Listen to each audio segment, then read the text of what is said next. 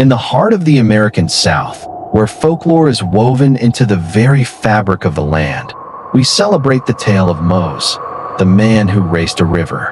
When the Mississippi River threatened to swallow an entire town, one man made a promise no human should ever dare to keep.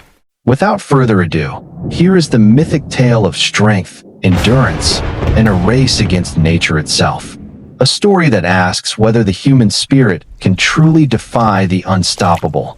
Told in the tradition of classic American folklore, the man who outran the Mississippi is a reminder that courage is sometimes stronger than fate. The murky, brown waters of the great Mississippi River began to churn with a fury few had ever witnessed. Swollen by relentless rains that had pounded the earth for 40 days and 40 nights, the river god was waking from its slumber, and its anger was palpable.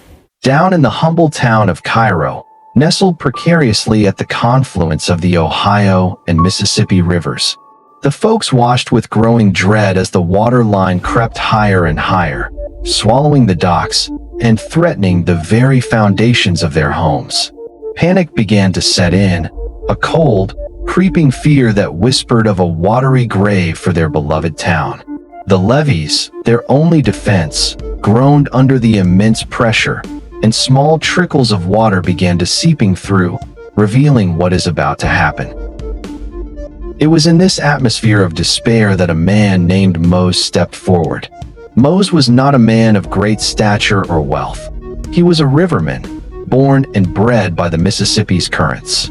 His skin was weathered by the sun, his hands calloused from years of hauling nets and poling skiffs, but his eyes held a calm that defied the chaos around them. He had a connection to the river that was deeper than any other, an understanding that was almost spiritual. He could read its moods in the ripples on its surface and hear its secrets in the sighing of the wind across its breadth.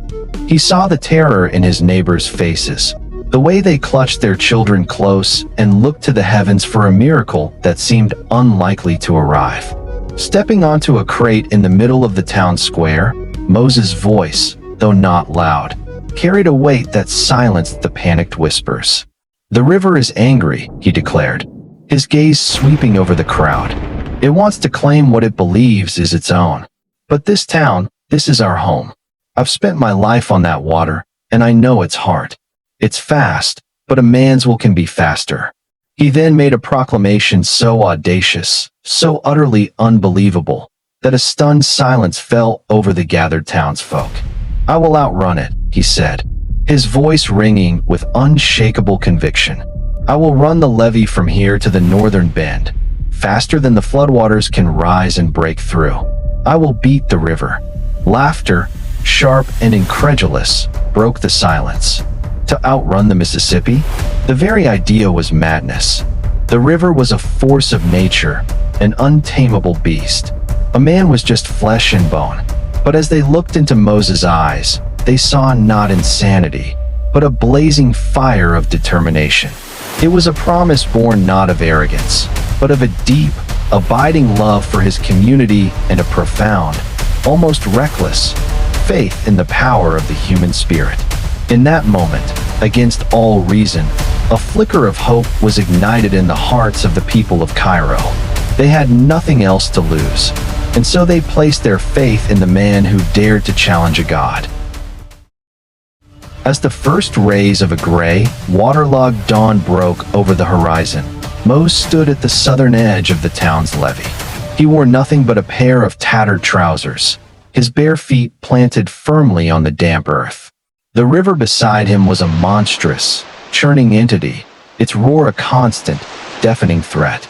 The townspeople lined the path, their faces a mixture of fear, awe, and desperate hope. The town elder, a man with eyes as old as the river itself, stepped forward and placed a hand on Moses' shoulder. "May your legs be as strong as your heart, son," he whispered, his voice thick with emotion. With a solemn nod, Mose turned his gaze northward, toward the distant bend that marked his finish line.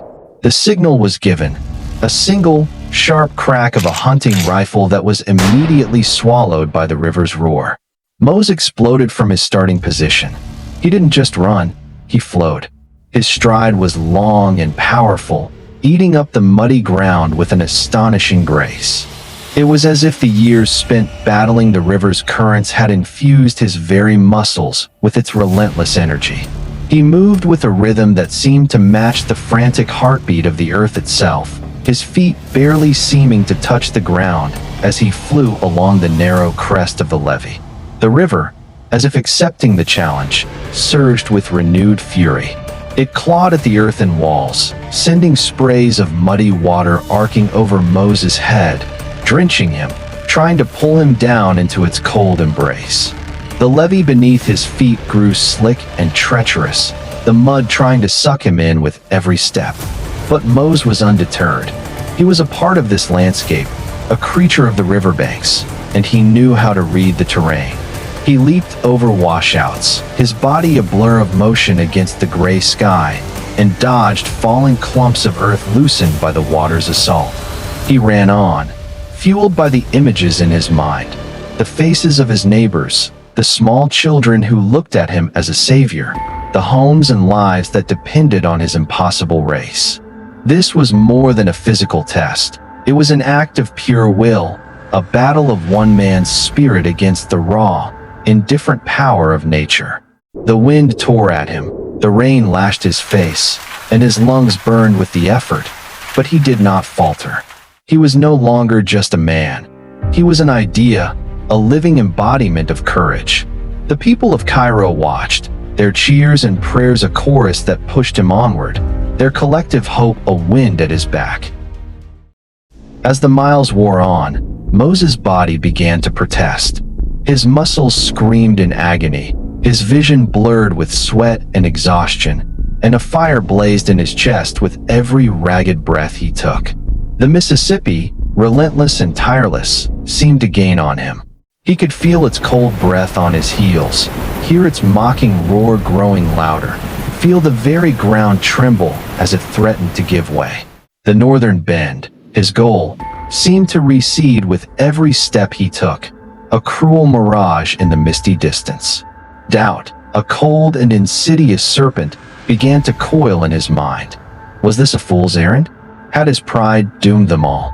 Just as his spirit began to waver, he heard it, a faint sound carried on the wind, cutting through the river's din. It was the sound of his people. They were running alongside the levee on the dry side, their voices rising in a single, powerful chant of his name. Mose, Mose, Mose. They were not just spectators anymore. They were running with him, their spirits intertwined with his. He saw their faces, contorted with effort and belief, and a fresh wave of strength surged through him, extinguishing the flames of doubt. He was not running alone. He was carrying the heart of an entire town on his shoulders. With a primal roar that challenged the river itself, Mose found a new gear, a reserve of power he didn't know he possessed. He pushed past the pain, his legs pumping like pistons, his heart a war drum beating a rhythm of defiance. The world narrowed to the muddy path in front of him and the sound of his community's faith. He was no longer just Mose, the riverman. He was Cairo's will to survive, made manifest in flesh and blood. The finish line, the northern bend, rushed toward him. He threw himself forward, his body a testament to the limits of human endurance, and crossed the line just as a thunderous crash echoed behind him. The southern levee had finally broken. Mose collapsed, his body spent, but his spirit triumphant. The floodwaters, having breached the levee far behind him, were diverted into the lower floodplains, their fury abated just enough to spare the main town. The people surged around him, lifting him onto their shoulders, their cheers echoing across the now calmer waters. He had done the impossible. He had looked into the face of an unstoppable force and had not blinked. He had outrun the Mississippi. Indeed, Mose was a man of the river, with a spirit as mighty as the current itself.